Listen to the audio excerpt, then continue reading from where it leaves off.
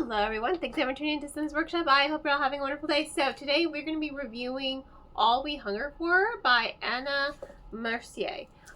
This is a book that's perfect for people who love anything fantasy and French Revolution and also the Great British Bake Off.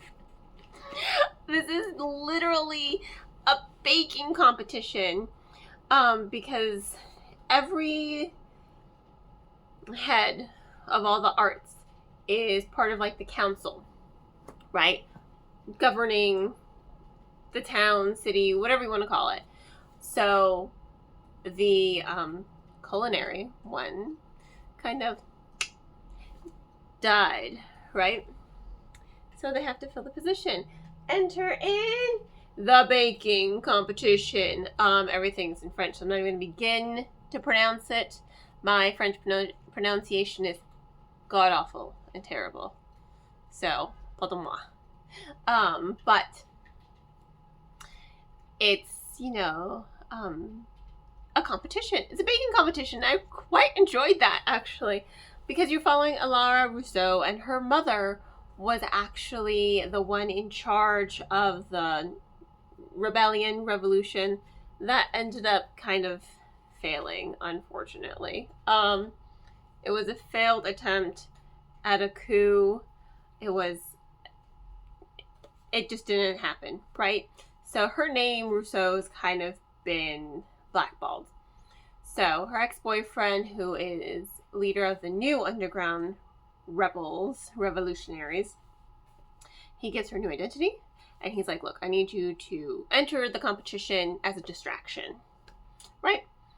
So she does it, and she gets carried away because guess what? She's good. Not only is she good at baking, but she's good at infusing her magic into the food. Like, she's spectacular, but unfortunately she is also from the wrong side of the tracks. From the Restes. Restes? R-A-S-T-E-S. Okay. So, from, like, the impoverished side of town, basically. That's where she's from. And she's awarded a place in the competition. And she's like, what? And boyfriend communicating magically through a tattoo. Lots of really fun things in this book. He's like, don't do it. You're going to get found out. And she's like, okay. So she does it. And of course, her patron, because she needs a patron, is none other than Nick Dupont, who is the bastard son of La Fontaine, who is a bastard himself. Not like a born bastard. He's a nobleman, but he's just a bastard. Like, I can't stand him. You think he's kind of a good guy because he's really good at manipulating. He's like, no, I do want equality, except he doesn't want equality. Like, he does, but he doesn't. He wants it in a bad way. He wants to take away everyone's magic so that no one has any magic. So that way everyone's on an equal playing field. However, he does not want to create equality for the impoverished. He wants them to keep... He wants the illusion of equality to exist without it actually existing. So he's kind of a bastard. And Nick is constantly trying to prove himself to his father, because his magical ability is, in his father's eyes, undesirable, because it's art. He can infuse art with magic. It's quite beautiful, honestly. Art, architecture, he's very good at that. So, it's just really, really well done, the story, especially Nick and how he grows and how Alara kind of breaks down his walls and his barriers, and he breaks down hers, and, seeing them slowly fall in love. It was actually quite sweet and heartwarming, especially because there's a lot of plot twists in the story that I didn't see coming. A lot of revelations. I was like, oh, how are they going to move past this? But they do, and they find each other constantly, and they become each other's support system. And they really, really are good characters. They're very complex characters, and I love complex characters. But again, the biggest takeaway for me was the baking competition.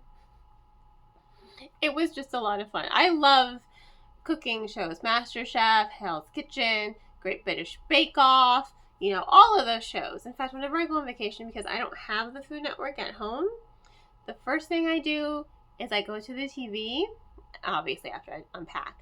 I go to the TV and I search for the Food Network. It's, you know, what I love to watch when I'm on vacation, because I don't have that channel at home. And then I get to see all these other new cooking shows that I'm like, woo! Like Diners, Dives, and Dives. I'm like, yeah! So it's a whole lot of fun for me. So I love this book and that aspect of it, and how you get to see the magic and how she balances out her flavors. Like some of these, like scorpion root, I mean, I don't know if a lot of the ingredients in the book are actually real ingredients. I think some of them are, many of them are. But just to see her thought process and how she's going about baking and her intent with her baking. I mean, she literally feeds them, and she imbues the food in one scene with the feeling of starvation. She's like, well, this is what people on the other side of that river suffer every single day.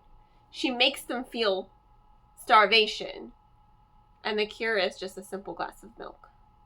Like, she's very thoughtful as a character, and I loved the way the author kind of like built in the revolutionary undertone to the story within this baking competition, and with Alara and Nick kind of neither of them really wanting to have anything to do with the revolution, and then slowly seeing like, no, we do need change. Our society does need change. So it was really, really interesting to see the characters grow and evolve, and to see their dynamic shift from kind of like, I want to say adversarial, because they don't really like each other, and she's really good at poking his buttons, but adversarial to friends to, you know, lovers by the end of it. And it's just a beautiful, fun story.